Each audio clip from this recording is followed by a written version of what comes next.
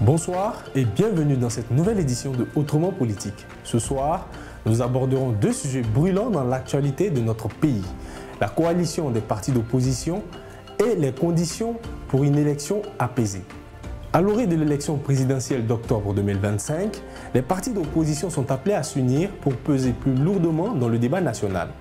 Mais cette coalition est-elle nécessaire et possible? Et dans quelle mesure pourrait-elle changer la donne?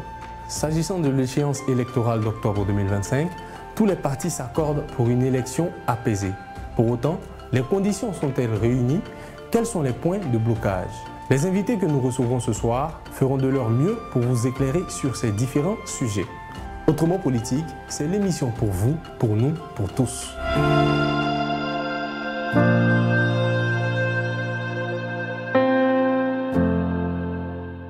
Pour parler des différents sujets annoncés en introduction, nous recevons sur notre plateau l'honorable Bredou Athanase, député de la commune d'Abengourou et membre du bureau politique du PDCI RDA. Bonsoir honorable. Oui, bonsoir M. Guillaume. Et bienvenue sur ce plateau. Merci. Nous recevons également M. Traoré Dominique, professeur en lettres modernes à l'UFR Langue, Littérature et Civilisation de l'Université Félix Houphouët-Boigny de Cocody et premier vice-président du Mouvement des Générations Capables, MGC, et porte-parole du parti. Bienvenue sur notre plateau. Merci M. Guillaume. Avant d'aborder les différents sujets qui nous réunissent aujourd'hui, j'aimerais avoir votre avis sur un sujet qui fait l'actualité, le sujet qui vous a le plus marqué ces derniers jours. Merci beaucoup, M. Giraud. D'abord, merci pour l'invitation. Je vais intervenir sur un sujet qui a retenu l'attention de toute la population ivoirienne ces jours-ci. Il s'agit du sujet concernant le foncier urbain, et notamment le foncier urbain dans le district d'Abidjan.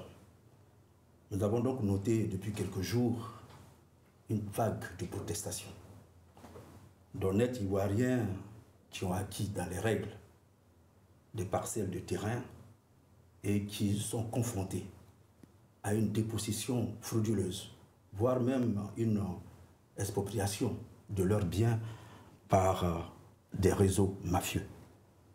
Cela est inacceptable. Nous avons assisté à l'intervention du directeur du domaine urbain au nom du ministère de la Construction.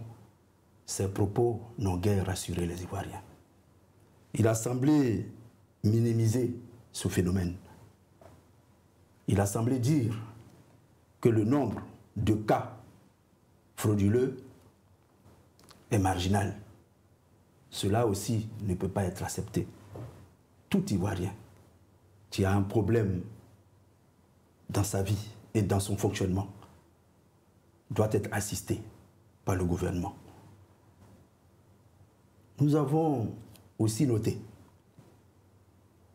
que le gouvernement, à notre connaissance, ne mène pas d'action véritable pour endiguer ce phénomène et pour régler le problème.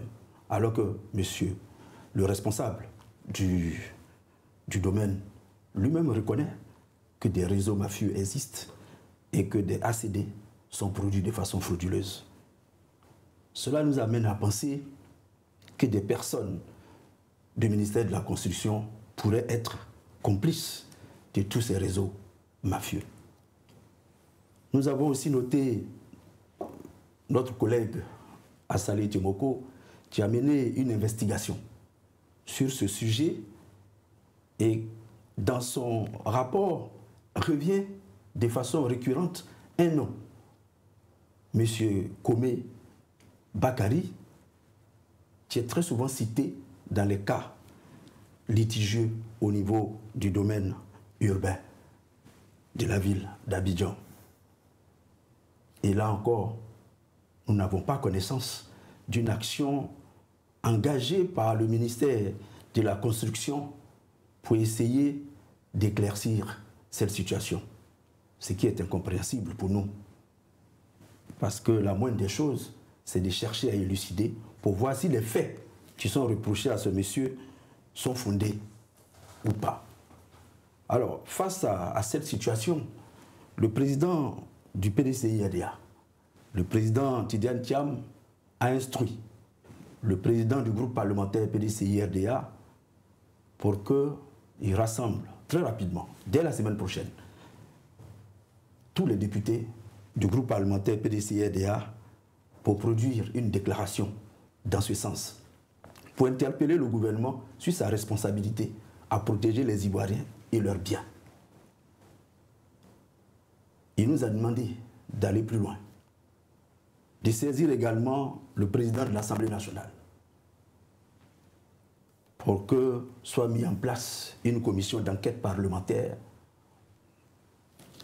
qui sera ouverte à tous les députés de l'Assemblée nationale, des représentants du groupe parlementaire RHDP, PDCI-RDA, PPACI, et y compris également les députés non alignés, afin que nous menons une enquête non partisane pour éclairer les Ivoiriens sur ce cas et sur ce dossier, qui est un dossier important pour le peuple ivoirien. Donc voilà un peu ce que je peux dire aujourd'hui sur ce sujet, puisque dans les jours à venir, vous aurez droit à la déclaration du groupe parlementaire PDCI-RDA qui ira beaucoup plus en profondeur.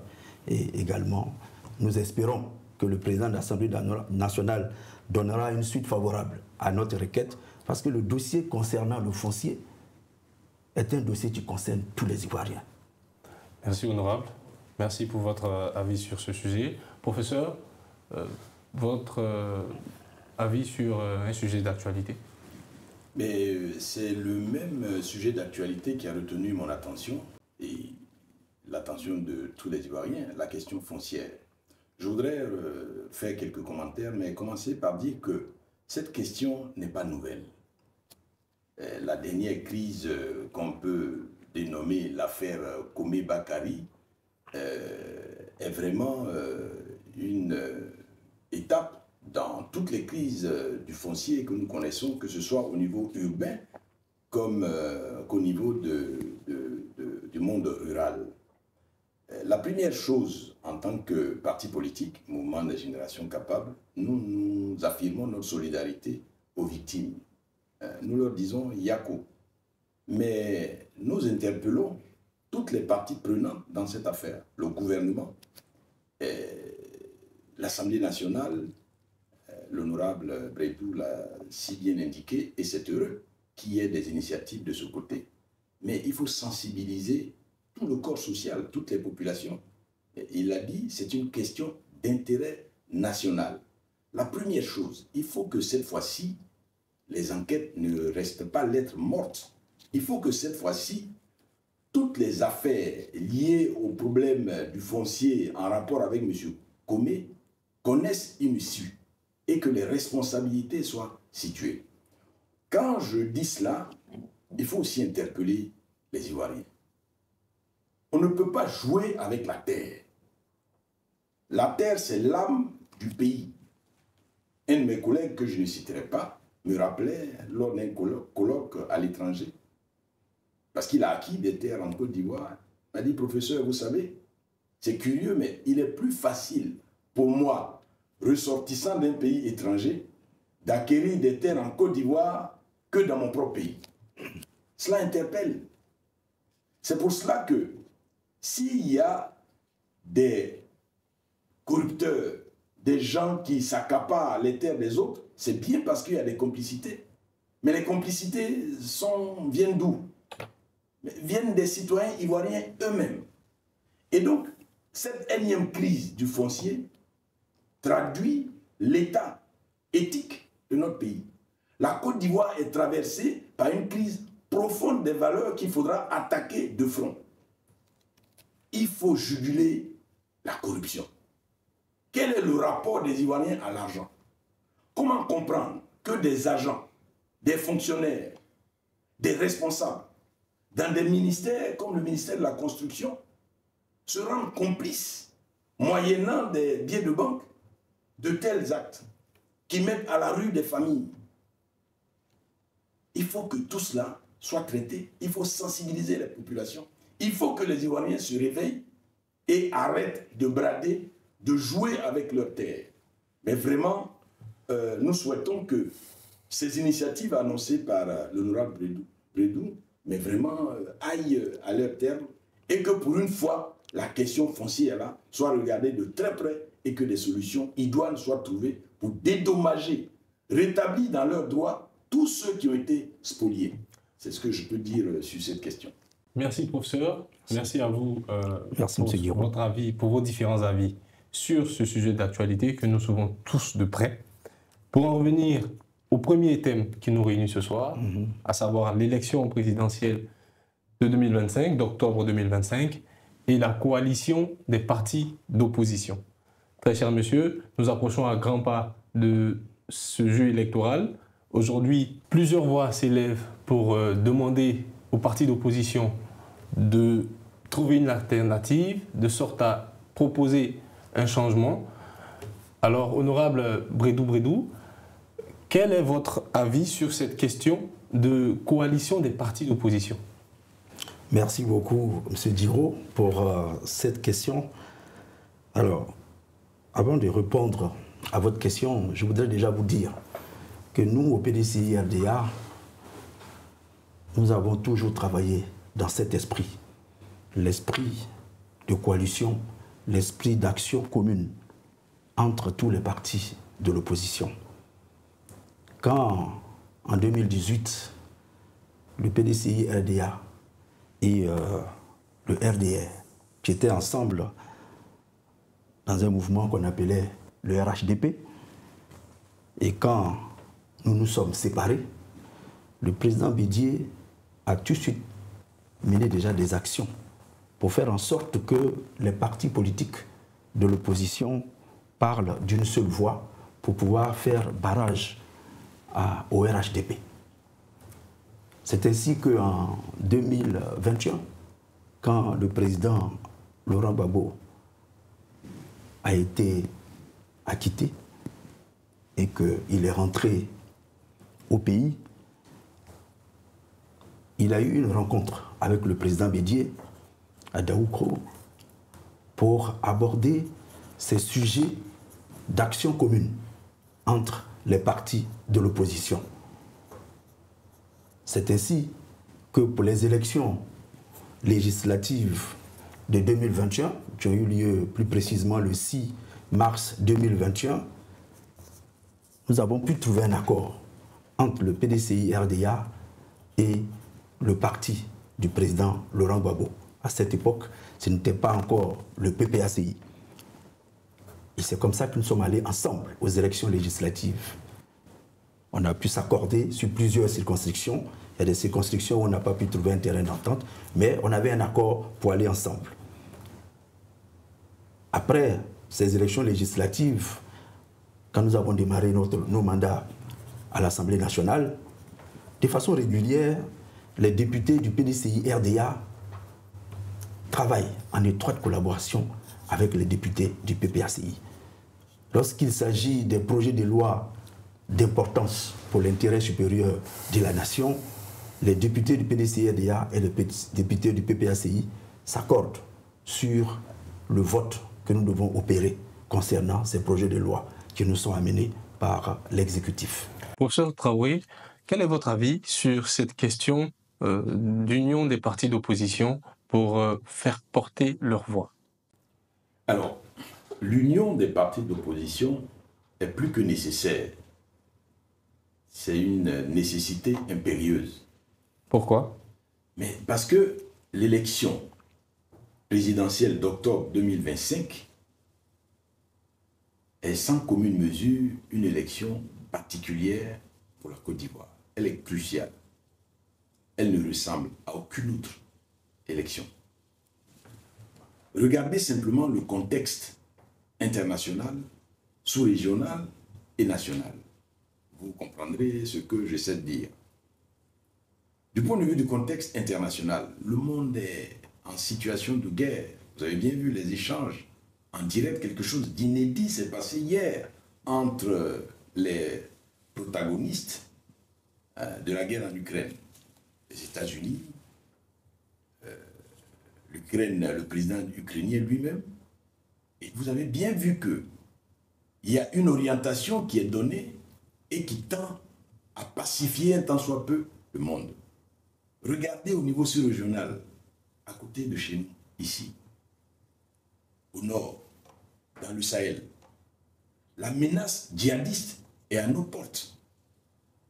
Regardez au plan local, nous parlions du foncier. Mais on oublie souvent qu'on sort d'une crise profonde, celle de 2010. L'aspect militaire a été soldé, un tant soit peu. Nous avons une paix précaire, mais il faut solder l'aspect politique en refondant les règles du jeu pour qu'enfin dans ce pays, il y ait une élection inclusive, ouverte à tous, et que le président qui en sortira soit non seulement légal, mais légitime. C'est ça les enjeux. Mais en face, nous avons le régime RHDP qui jusque-là n'est pas ouvert au dialogue que demandent les partis d'opposition. Comment faire pour que le RHDP nous rejoigne à la table? En la matière, en tout cas, la présidente du MJC, Dr Simone Ibe Gbagbo, dès 2023, n'a cessé de lancer des appels à l'union des partis d'opposition. Aujourd'hui, nous avons pu, par des actions fortes, rassembler un certain nombre de partis politiques autour de cette question. Le PDCI, le FPI, même le PPACI et d'autres forces politiques, Objectif République, et j'en passe, l'URD, toutes ces forces-là essaient de se mettre ensemble pour obtenir du gouvernement ce dialogue politique au cours desquels nous verrons comment reformer le système électoral afin qu'on ait une élection crédible en Côte d'Ivoire. Donc l'union, c'est un impératif et les partis politiques y travaillent. Vous dites que tous ces partis essaient de se mettre ensemble, ce qui veut dire que c'est un projet qui est en cours. Qu'est-ce qui fait aujourd'hui que ce n'est pas encore effectif? Quels sont les points, les obstacles que rencontrent les partis dans ce projet de coalition? Vous savez qu'il y a des défis à relever. Il y a des obstacles à surmonter. Nous sommes des partis différents. Nous avons des idéologies différentes. Nous avons des personnalités à la tête de ces partis-là qui ont des sensibilités différentes. Toutes ces questions-là, il faut les transcender pour aller à l'union. Mais il y a des actes forts qui ont été posés. Je n'en dénombrerai que quelques-uns, notamment le 9 août 2024, à la maison du PDCI. Eh bien, nous avons fait un point de presse ensemble pour marquer devant l'opinion nationale notre volonté de nous mettre ensemble et pour demander au gouvernement, justement, de venir à la table de négociation pour qu'on puisse aborder les questions liées aux réformes électorales. Et donc, je peux vous rassurer que la volonté de l'Union existe.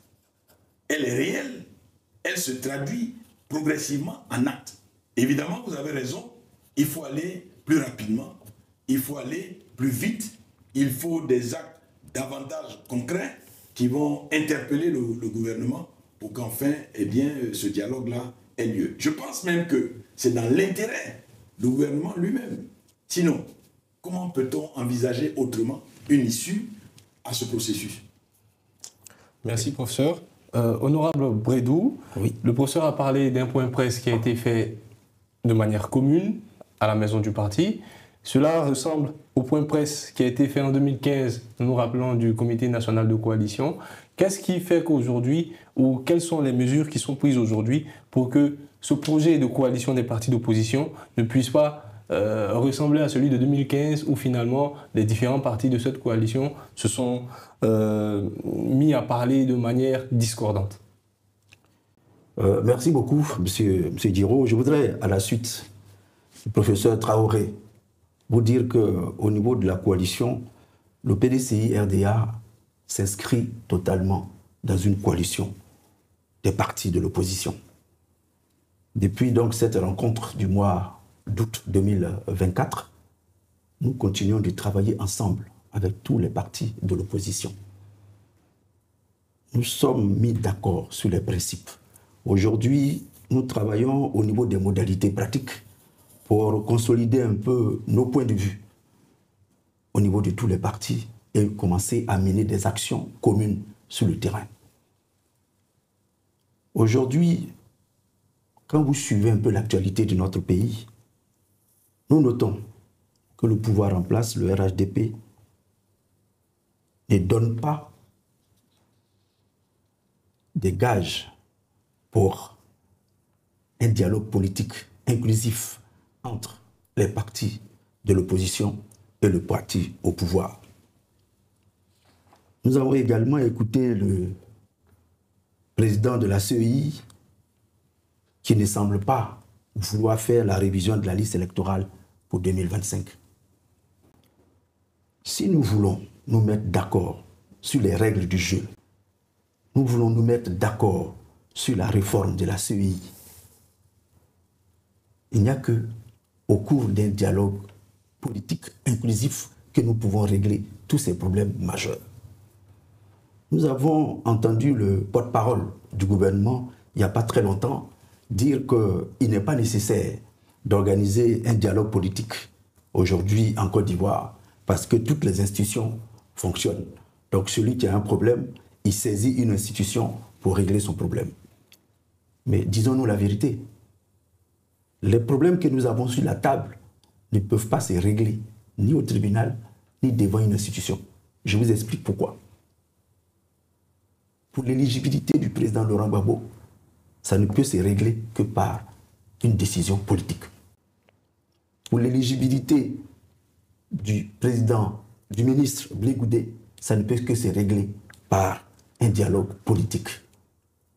Pour le retour du président Guillaume Soro en Côte d'Ivoire, ça ne peut que se régler par un dialogue politique.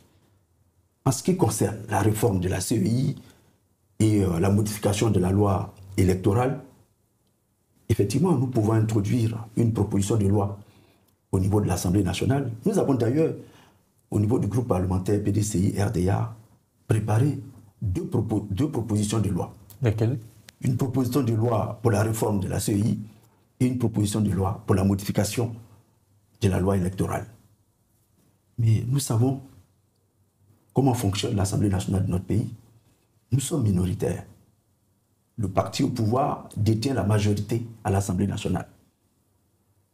Cette majorité fait d'ailleurs partie des points que nous voulons débattre au dialogue politique parce que dans la loi que nous proposons, ou dans la modification de loi que nous proposons, il est question de retoucher le découpage électoral. Parce que le découpage électoral actuel ne permet pas aux autres partis d'avoir suffisamment de députés et pouvoir espérer être majoritaire à l'Assemblée nationale. Parce que le découpage électoral qui a été fait en 2015 n'est pas bon et il faut donc le revoir. Donc pour toutes ces questions-là, il n'y a qu'au dialogue politique seul que nous pouvons régler ces problèmes-là. Notre proposition de loi ne va jamais prospérer à l'Assemblée nationale parce qu'une loi, même si elle arrive à l'Assemblée nationale, elle doit être recevable et après, elle arrive sur le bureau des députés pour être étudiée et il faut l'avis de l'exécutif. Donc, mieux vaut régler ce problème en amont avant d'arriver après à l'Assemblée nationale. Donc, pour toutes ces questions, il est obligatoire que nous arrivons au dialogue politique. Maintenant, comment y arriver? Comme on dit, l'union fait la force. Si nous parlons seuls, c'est bien, mais si nous parlons tous ensemble, nous allons mieux nous faire entendre et les choses iront beaucoup plus vite. Aujourd'hui, cette coalition que nous avons déjà créée et qui a fait l'objet d'une annonce au mois d'août 2024 doit se remettre en ordre de bataille. À cette occasion, il manquait le PPACI sur la liste. Nous, au PDCI-RDA, nous avons déjà engagé des discussions avec le PPACI. Au niveau des jeunes, relativement jeunes députés du PDCI-RDA et du PPACI, nous nous sommes rencontrés et nous avons échangé sur tous ces grands sujets et comment nous accorder pour parler d'une seule voix devant le pouvoir en place. Des rencontres ont aussi eu lieu entre les deux présidents du groupe parlementaire PDCI et PPACI et d'autres rencontres aussi ont eu lieu entre certains responsables politiques de notre parti. Donc c'est vous dire que les choses sont en cours, les choses avancent bien, mais je suis d'accord avec vous. Il faut agir vite et bien parce que le temps presse. Nous sommes à 8 mois et donc il faut aller vite pour que cette coalition soit dynamique, effective et qu'on commence à agir pour que le peuple nous voit ensemble sur le terrain en train d'agir et prendre des positions fortes pour amener l'exécutif, le pouvoir en place, le président de la République, à instruire son gouvernement pour qu'un dialogue politique inclusif se mette en place, afin que nous allons à des élections en octobre 2025, des élections inclusives et apaisées pour le bonheur du peuple ivoirien. Merci, honorable. Professeur, est-ce que vous pensez que ce sont des objectifs réalisables au vu des divergences et des ambitions personnelles au sein des différents partis et des ambitions personnelles au sein même de ces partis? Nous nous rappelons de l'épisode d'octobre 2020, lorsque les partis d'opposition ont demandé à leurs candidats de retirer leur candidature et qu'au final, un seul ne l'a pas fait, en la personne de Kwaku Konan-Bertin. Donc, est-ce que vous pensez qu'aujourd'hui, au vu des ambitions des partis et des ambitions personnelles, que c'est réalisable que l'opposition puisse parler d'une seule et même voix? Je vais vous rassurer, je suis quand même le premier vice-président du mouvement des générations capables, donc j'ai la chance de voir certaines initiatives au plus haut niveau se prendre. Je demande aux Ivoiriens de faire confiance au président de nos partis, de faire confiance à la présidente Simone Evé Babou, de faire confiance au président Thiam, de faire confiance au président Blé Goudé, de faire confiance au président Laurent Gbagbo, de faire confiance à tous ces responsables politiques de haut rang qui sont au fait des enjeux. Je vous ai rappelé pourquoi nous n'avons pas d'autre choix que de nous rassembler. Parce que le pays ne peut pas se payer le luxe de reproduire 2010. Donc les présidents se parlent. Les présidents travaillent ensemble. L'honorable Bredou vient de faire quelques confidences en termes d'initiative. Je peux vous dire que dans les semaines à venir, vous verrez le PDCI, le PPACI, le MGC, le COGEP, vous verrez tous les partis ensemble sur la question électorale. Ça, je peux vous le garantir. Je vous rappelle que dans le groupement qui existe, il faut le formaliser, ça va se faire. Je vous rappelle qu'il y a déjà 2 courriers qui ont été adressés au président de la République.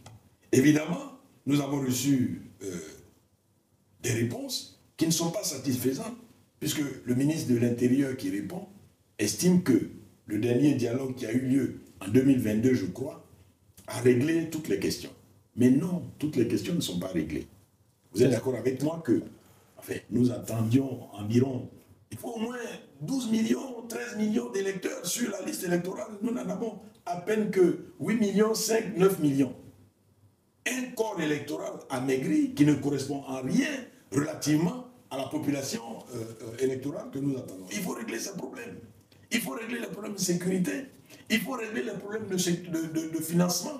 Il faut régler les problèmes du code électoral et même de la Constitution. Comment on règle ces problèmes? L'honorable l'a dit. On les règle en parlant. Ça ne peut pas être autrement. Il faut qu'on tire les leçons, et c'est la dernière chose que je vais vous dire sur cette question. Il faut tirer les leçons de ce qui se passe autour de nous. Bien souvent, on se plaint, on incrimine les régimes militaires, on incrimine les coups d'État. Mais il faut regarder les choses en face. Les coups d'État arrivent quand les hommes politiques échouent. Je répète, les aventures militaires se produisent à partir d'un échec des politiques. Est-ce que nous voulons, en 2025, que nos politiques échouent? Est-ce que nous mesurons les conséquences d'un tel échec?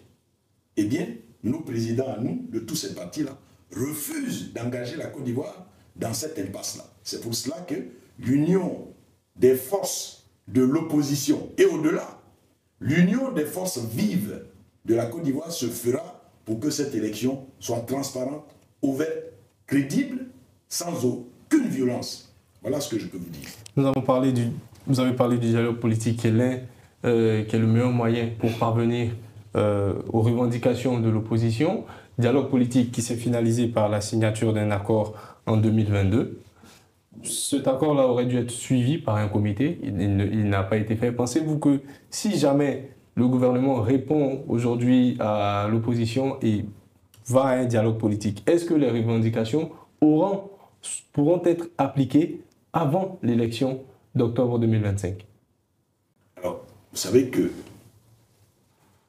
tout cela peut se faire si nous le décidons.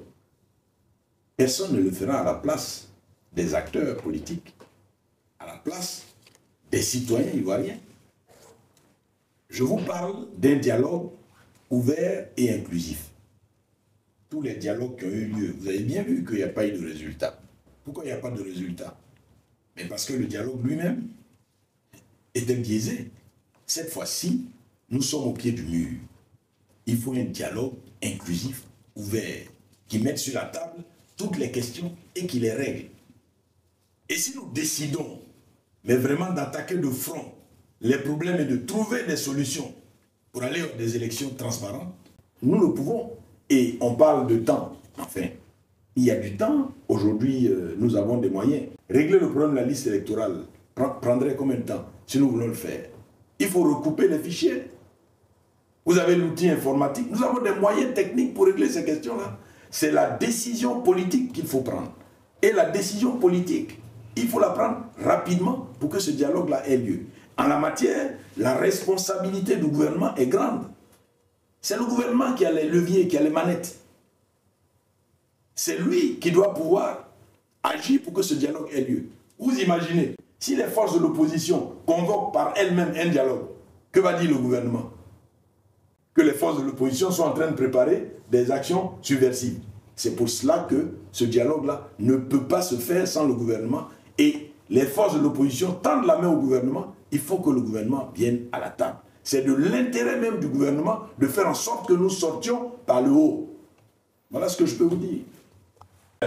Je voudrais rebondir sur ce que le professeur Traoré vient de dire tout à l'heure. Il s'agit d'une volonté politique. 8 mois, ça a l'air court, mais c'est suffisant pour faire beaucoup de choses. Il suffit que le président de la République donne des instructions à son gouvernement afin que le dialogue politique se mette en place. Nous avons du temps pour nous parler et nous accorder sur des sujets essentiels dont j'ai parlé tout à l'heure et pouvoir trouver des solutions à tous les problèmes qui vont nous permettre d'aller à une élection présidentielle apaisée et inclusive en octobre 2025. Maintenant, une fois qu'on va se mettre ensemble pour arrêter ensemble un terrain d'entente et définir ensemble les règles de jeu acceptables et validées par tous,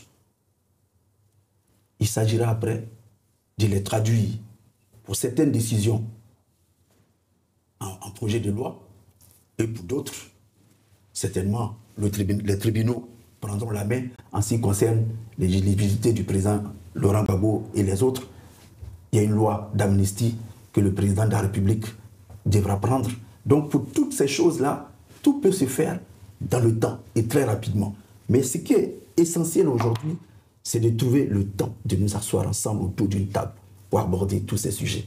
Et pour cela, nous, au niveau des partis de l'opposition, comme a dit le professeur Traoré, très rapidement, vous allez nous voir agir ensemble sur le terrain et pour interpeller le gouvernement, interpeller le chef de l'État pour qu'il donne une suite favorable à l'attente du peuple ivoirien.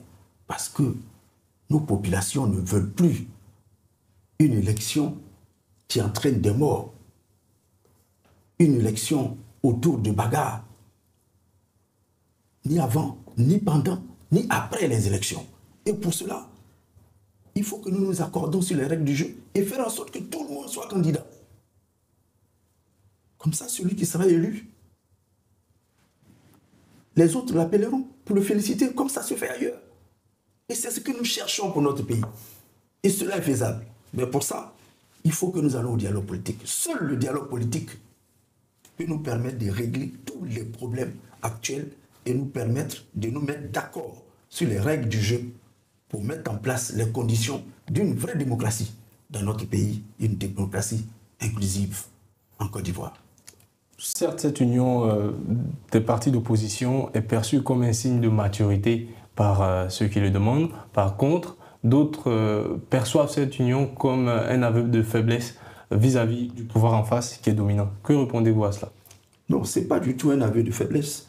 Vous savez, quand le dialogue politique aura lieu, ce sont les leaders politiques qui iront s'asseoir pour parler ensemble. Mais si avant d'y aller, tous les partis de l'opposition se sont déjà accordés sur des positions communes, cela va faciliter la discussion que nous aurons avec le RHDP. Et ça peut nous permettre d'aller plus vite. Parce qu'il s'agira désormais de quoi? Il s'agira de la position des partis de l'opposition et la position du parti au pouvoir. Donc, ça devrait nous permettre d'aller plus vite. Ce que nous faisons et ce que nous réclamons, c'est dans l'intérêt supérieur de la nation. C'est parce qu'aujourd'hui, plus nous approchons d'octobre 2025, plus tout le monde a peur. Aujourd'hui, vous avez des hommes d'affaires qui ne veulent plus investir ou qui ne veulent plus se projeter tant qu'on n'a pas fini les élections d'octobre 2025. Pourquoi? Parce qu'on leur a donné l'habitude de faire des élections qui se terminent toujours par des troubles et des morts d'hommes. Donc, cette fois-ci, nous devons donner le bon exemple. Nous devons faire en sorte que ces élections se passent dans un esprit fraternel et de paix.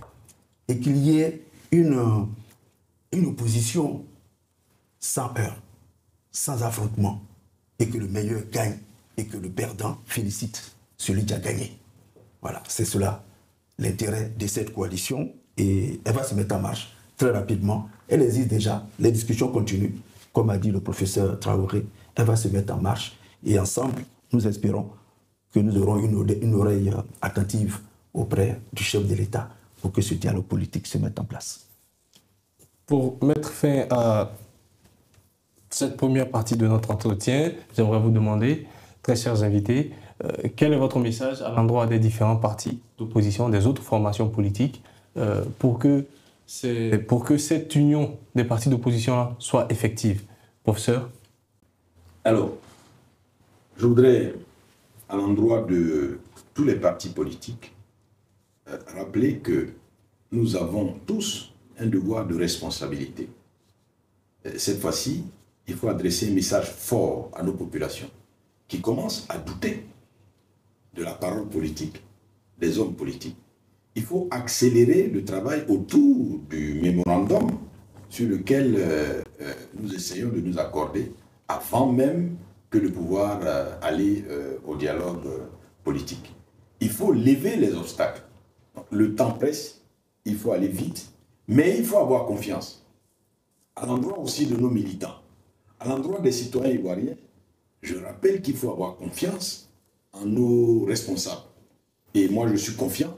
Je voudrais partager cet optimisme-là pour dire que cette fois-ci, eh bien, l'opposition va pouvoir parler d'une voix. Et je voudrais espérer que le gouvernement lui-même va, mais vraiment très rapidement, venir à la table de négociation. Il n'y a pas d'autre choix. Il faut que et l'opposition et le gouvernement consacrent le dialogue politique comme voie unique de sortie de la crise pour des élections transparentes, ouvertes, inclusives, sans violence d'aucune sorte. Voilà ce que je peux vous dire comme message. Honorable Bredou.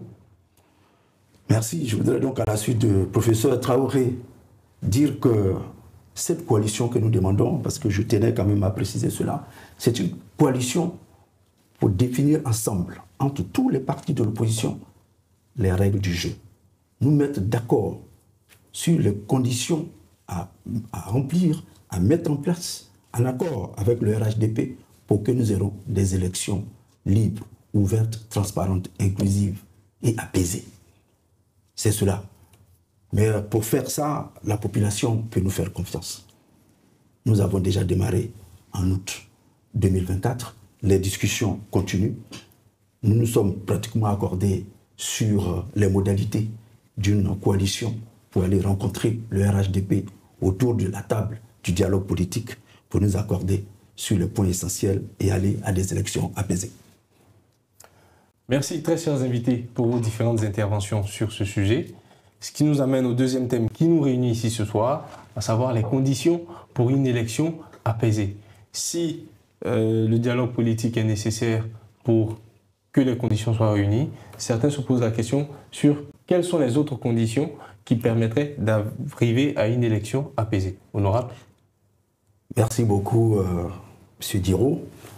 Alors, les conditions pour une élection apaisée, d'abord, cela commence d'abord par la liste électorale. Comme vous le savez, quand on va à une élection, il faut avoir une liste électorale assainie et une liste électorale qui est acceptée par tous.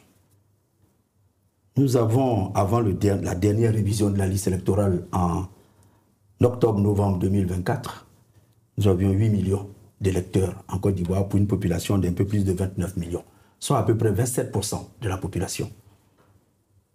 Ce qui est insuffisant pour élire un président de la République légitime et représentatif par rapport à la population de notre pays.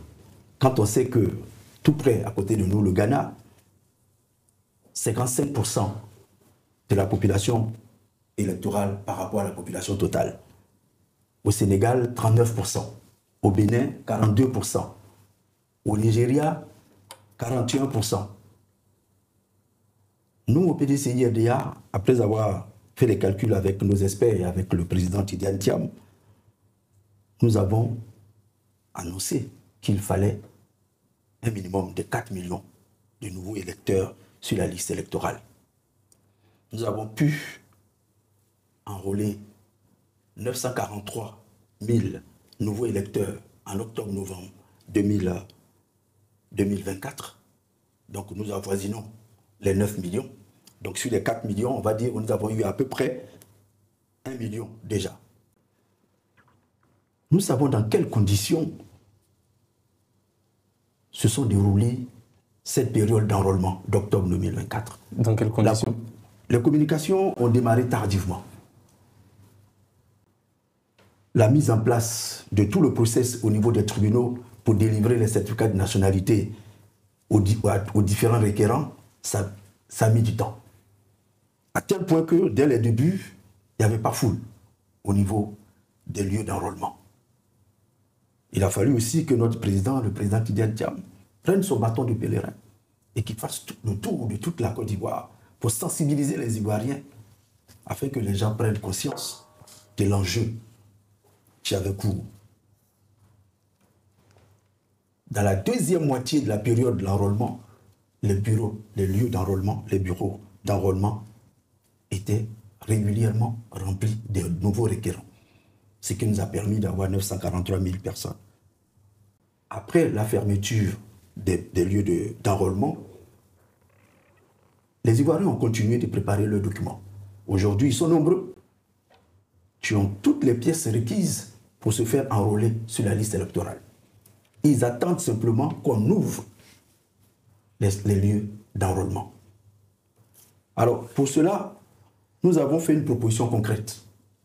Nous, au niveau du groupe parlementaire PDCI-RDA, pour le compte du PDCI-RDA, à la commission électorale indépendante, en restant cadrés avec eux-mêmes leur propre calendrier qu'ils ont élaboré, qui part de maintenant jusqu'au mois de juin. Puisque depuis la fermeture des centres d'enrôlement, la CEI est passée à la phase de l'étude des dossiers des différents requérants qui sont venus s'inscrire et également soustraire de la liste électorale les personnes décédées et les personnes qui ne méritent pas d'être sur la liste électorale. Donc aujourd'hui, ce que nous demandons à la CEI, c'est d'ouvrir à nouveau les centres d'enrôlement. Réinitialiser les tablettes d'enrôlement, ouvrir les centres d'enrôlement pour que les nouveaux requérants, les nouveaux majors et les personnes qui n'ont pas pu se faire enrôler, qui pour nous devraient tourner autour de 2 millions de nouveaux électeurs, pour que ces personnes-là viennent s'enregistrer, s'inscrire sur la liste électorale. Et cela est faisable actuellement. Cela est faisable. Nous avons appris depuis hier que la CEI compte afficher la liste provisoire de l'enrôlement, sinon de la révision de la liste électorale 2024, le 17 mars. Nous, au PDCI-RDA, nous demandons à la CEI des sursoirs à l'affichage de la liste provisoire. Pourquoi? Parce que pour nous, avant d'afficher cette liste provisoire, pour ne pas que nous perdons du temps, nous proposons à ce que, en lieu et place de l'affichage de la liste provisoire, qu'ils ouvrent plutôt à nouveau les centres d'enrôlement, afin que des électeurs nouveaux qui sont en possession de leurs documents et qui veulent exprimer leurs droits citoyens puissent se faire inscrire sur la liste électorale. Une fois qu'ils auront fini cette procédure, nous leur demandons de décaler d'1 mois. Pendant ce mois, on ouvre les centres d'enrôlement, on enregistre de nouveaux électeurs. Après, ils se donnent 2 semaines pour traiter les dossiers, les fichiers des nouveaux requérants qui sont venus se faire enrôler sur la liste électorale. Et puis, avant fin avril, sinon dans la dernière semaine du mois d'avril, ils pourront afficher la liste provisoire des requérants. Et à partir de ce moment-là, le processus du contentieux pourra se faire sur 2 mois. Mai et juin. Fin juin au plus tard, début juillet 2025, affichage de la liste définitive des électeurs pour aller aux élections présidentielles. Cela est faisable. Nous nous sommes renseignés auprès des techniciens de la CEI et nous ont dit que cela est faisable. Maintenant, il reste juste la volonté politique et la décision du président de la CEI et de son comité central de s'aligner sur cette méthode et en ce moment-là, tout se passera dans les règles. Mais toutefois, s'ils ne respectent pas cela, même s'ils vont jusqu'en juin pour afficher la liste définitive du process qui est en cours, on peut toujours faire la révision de la liste électorale pour l'année 2025. Parce que déjà, en 2015 et en 2020, la CEI a organisé une RLE en juin-juillet et on a pu boucler toutes les étapes jusqu'à aller aux élections en octobre 2015 et en octobre 2020. Merci, honorable. Professeur, au-delà de la révision de la liste électorale, quelles sont les autres conditions, selon vous, qui nécessitent d'être réunies pour une élection présidentielle apaisée? Mais au-delà de la révision de la liste électorale, il y a un point crucial qui porte sur la CEI elle-même, la Commission électorale indépendante. Quel est ce point? Le I pose problème. La CEI est inféodée au ministère de l'Intérieur.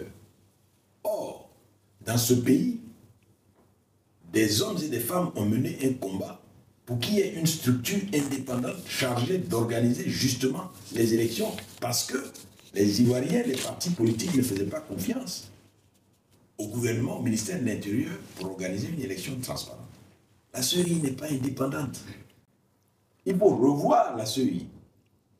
Avec cette CEI-là, on ne peut pas avoir une élection transparente en Côte d'Ivoire. Quels sont les points à revoir au niveau de la CEI? Mais je vous l'ai dit, il faut, en tout cas c'est la proposition que nous nous faisons, il faut sortir de la CEI les partis politiques. Regardez les CEI locales. Elles sont essentiellement aux mains du RHDP. Vous êtes parti politique, vous combattez pour accéder au pouvoir d'État. Et vous êtes en même temps dans la commission qui est chargée d'organiser les élections. Comment voulez-vous qu'un tel appareil puisse être neutre, indépendant et bien fonctionner? Il faut changer cela. Et ça fait partie des points à discuter. La question de la sécurisation du processus. Monsieur Guiraud, il est arrivé dans ce pays-là qu'au cours d'élections, des candidats ou leurs représentants, parfois même les représentants de la CEI, ne puissent pas avoir accès à certains lieux de vote. Pourquoi? Mais parce qu'il y a des actes de violence organisés qui empêchent que le processus soit transparent dans certaines zones. Il faut donc travailler à faire en sorte que la sécurisation du processus soit garantie. Mais au-delà des réformes qui sont en 8 points qu'on va mettre sur la table pour les partis d'opposition, au-delà de ces questions-là, Il y a un élément fondamental pour que cette élection se déroule dans la paix. Quel est cet élément? C'est le respect des lois qui encadrent l'élection. À commencer par la première des lois, la Constitution. Il faut pouvoir respecter la Constitution. Et en la matière, en 2020, la Constitution n'a pas été respectée. Si elle avait été respectée en son article 55, le président de la République ne pourrait pas être candidat. Que disait l'article 55? Mais l'article 55 dit qu'on ne peut avoir que 2 mandats. Pas plus. Et il est formel. La question de 2e, 3e République n'interfère pas. La Constitution de 2016 le dit et les modifications intervenues en 2020 n'y changent rien.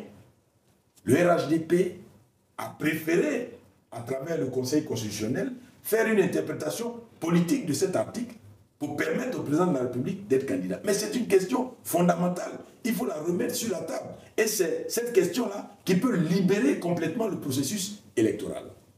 Le président Alassane Ouattara ne peut pas avoir un 4e mandat parce que ce 4e mandat serait anticonstitutionnel comme l'a été le 3e mandat. Une fois qu'on obtient ça, le rôle du président de la République dans ce contexte particulier sera de se mettre au-dessus de la mêlée. Se mettant au-dessus de la mêlée, il va arbitrer le dialogue justement qui va permettre d'organiser des élections transparentes pour qu'il puisse avoir un transfert dans les règles de l'art du pouvoir entre le président sortant et le président élu. Donc il faut que ce point de la Constitution soit respecté. C'est une condition essentielle. Sinon, pourquoi avons-nous des blocages? Parce que le RHDP, qui veut rempiler avec un 4e mandat anticonstitutionnel, veut tout faire pour que le président Ouattara redevienne président de la République pour la énième fois dans le pays. Donc, pour nous, l'une des conditions majeures, un élément majeur pour avoir la paix, pour avoir des élections transparentes, est lié directement à la position du président de la République relativement à cette affaire de candidature. On ne lui demande même pas d'être gentil. On ne lui demande pas la magnanimité. On demande au président de la République d'être le président de la République, c'est-à-dire celui qui est le garant, le premier à être le garant du respect sacro-saint de la loi fondamentale qui est la Constitution de notre pays. Voilà ce que je peux vous dire. Vous souhaitez rebondir? Oui, je veux rebondir sur ce que vient de dire le professeur Traoré. Je voudrais revenir sur la réforme de la CEI. Pour nous, c'est important, c'est essentiel. En plus de la liste électorale qui doit se faire en 2025, parce que toutes les conditions sont réunies, un budget a été voté pour cela, donc il n'y a pas de raison que la révision de la liste électorale en 2025 ne se fasse pas. Concernant la réforme de la CEI, voyez-vous, au niveau du fonctionnement de la CEI, nous avons un comité central. Et en plus du comité central, nous avons les commissions électorales locales au niveau de tous les chefs-lieux de département et de sous-préfecture. Au niveau de la commission centrale, sur 18 membres, nous avons un représentant du chef de l'État, qui est lui-même chef du parti. Nous avons un représentant du ministre de l'Intérieur. Nous avons 4 représentants du RHDP. Et nous avons également 5 représentants des partis de l'opposition. Mais, croyez-moi, ces 5 représentants des partis de l'opposition, là aussi il y a problème. Nous avons un représentant pour le PDCI-EDA, un représentant pour le PPACI, qui sont des vrais représentants des partis de l'opposition, parce qu'ils ont une légitimité au niveau national. Ils ont des députés, des maires, et pour certains, des présidents du conseil régional. Et nous avons 3 autres partis. Le parti d'Alain Dogou, nous avons le parti d'Henriette Lagou, nous avons le parti de Feu Apia Cabran. Ce sont pour nous des partis affiliés au RHDP. Ce sont des soi-disant partis de l'opposition, mais qui en réalité ne sont pas des partis de l'opposition. Qu'est-ce qui vous fait aucune représentativité au niveau du pays. Ce sont des partis qui n'existent que de nom. Ce sont des partis qui agissent pour le compte du RHDP. nous avons 5 représentants de la société civile, mais ces 5 représentants de la société civile sont désignés dans des conditions opaques, qui ne montrent pas leur neutralité au niveau de la commission centrale. Donc au total, sur les 18 membres, près de 15 membres soutiennent les positions du parti au pouvoir. Cela n'est pas acceptable. Au niveau des commissions locales, sur 10 membres, dans chaque commission locale, nous avons un représentant du corps préfectoral, nous avons 4 représentants du parti au pouvoir, du RHDP, et puis nous avons 5 représentants de l'opposition. On aurait pu dire, il y a équilibre, parce que le représentant du corps préfectoral représente le chef de l'État, et puis il y a les 4 représentants du RHDP, donc ça fait 5 contre 5. Mais là encore, c'est le même problème. Les mêmes partis affiliés au RHDP qui sont dans la commission centrale désignent encore des membres dans toutes les commissions locales. Je me pose même la question, comment ils font pour désigner des membres, puisqu'on connaît un peu l'étendue et l'occupation territoriale de ces partis-là au niveau de la Côte d'Ivoire. Donc, à tel point que sur plus de 600 présidents des commissions locales au niveau de la CEI, plus de 95% sont du RHDP. Comment voulez-vous aller à une élection transparente, équitable, ouverte, alors que tous ceux qui sont chargés de coordonner les élections au niveau local et au niveau central sont en majorité, sinon en très grande majorité, des partisans du parti au pouvoir. Ça pose problème. Ça pose problème. Donc pour nous, nous faisons une proposition simple au niveau du PDCI-RDA, dans notre proposition de loi de la modification de la loi électorale et de la réforme de la CEI. Quelle est cette proposition? La proposition, en attendant une réforme profonde de la CEI, comme ce que disait tout à l'heure le professeur Traoré, en attendant une réforme profonde de la CEI, pour l'instant, ne peut être membre de la CEI, un parti dit de l'opposition, qu'un parti qui a au moins des élus, qui a des parlementaires et qui a également des élus au niveau local. Merci, honorable Bredoux. Je voudrais, si vous permettez, je voudrais aussi dire, je l'avais déjà dit dans la deuxième partie de notre intervention, parler aussi du découpage. Nous devons reprendre le découpage électoral. Parce qu'aujourd'hui, quand vous prenez le collège électoral de la Côte d'Ivoire, dans le nord de notre pays, avec à peu près 1 280 000 électeurs, nous avons 72 députés. Dans le district d'Abidjan, avec 2 50 000 électeurs, nous n'avons que 31 députés. Et sur l'ensemble des autres régions de la Côte d'Ivoire, avec à peu près 4 millions d'électeurs, nous avons 152 députés. Cela n'est pas juste et cela n'est pas équitable. Nous avons une proposition concrète dans notre projet de loi, notre proposition de loi que nous allons déposer. Mais pour cela, il faut finir d'abord par le dialogue politique, mais nous allons le déposer. Nous allons déposer notre proposition, nous allons la déposer auprès de l'Assemblée nationale. Faisons une proposition pour faire en sorte que désormais, il y ait une règle équitable dans la fixation du nombre de députés que chaque localité doit avoir. Nous avons aussi la proclamation des résultats, parce que pour nous aussi cela est important. Il est dit dans les textes que la proclamation des résultats doit se faire par bureau de vote. Mais en réalité, ce n'est pas ce qui se passe. Toutes les compilations se font au niveau des CEI locales et avec toutes sortes de manipulations. Il faudrait faire en sorte que désormais, le résultat qui est proclamé dans un bureau de vote soit le résultat définitif, non falsifiable, affiché devant le bureau de vote. Et c'est celui-là qui fait foi. Au niveau central, ce sera que de l'addition pour avoir le nombre de personnes qui ont voté. Et en ce moment-là, on est sûr d'avoir des résultats fiables. Voilà un peu quelques points que nous voulons mettre sur la table au niveau du dialogue politique, comme je vous avais dit tantôt. Tous ces points-là ne peuvent avoir des solutions qu'à travers le dialogue politique. Merci, honorable Bredou, pour votre intervention. Très chers invités, nous sommes pratiquement au terme de notre émission. J'aimerais vous demander votre conclusion, un message à adresser aux partis, aux autres formations politiques de l'opposition ou au gouvernement avant qu'on puisse conclure ce numéro de Autrement Politique. D'accord. Je vais commencer. Merci beaucoup, M. Diro. En tout cas, merci. Nous avons eu à échanger sur des sujets qui intéressent le peuple ivoirien. Parce que le peuple ivoirien commence à s'inquiéter par rapport à l'élection présidentielle qui arrive à grands pas. Je voudrais, comme mot de fin, lancer un appel au président de la République, le président Alassane Ouattara.